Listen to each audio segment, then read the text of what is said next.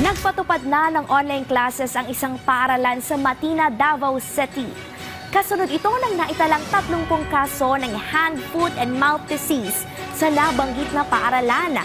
Ayon sa Davao City Health Office, nagsimula sa 16 na grade school classrooms ang mga nagpositibo sa HFMD.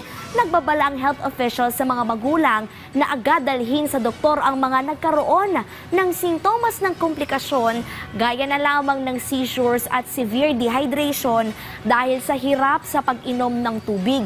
Ila rin sa mga sintomas ng HFMD ay ang pagkakaroon ng lagnat, pananakit ng lalamunan, rashes sa palad at paa, maliliit na blister sa dila at sa gums. Gayon din ang pagkawala ng gana sa pagkain. Payo ng CHO sa publiko, sumunod sa minimum health public standards katulad na lamang ng paghuhugas ng kamay at pag-iwas sa mga crowded o matataong lugar para hindi mahawahan ng nasabing sakit.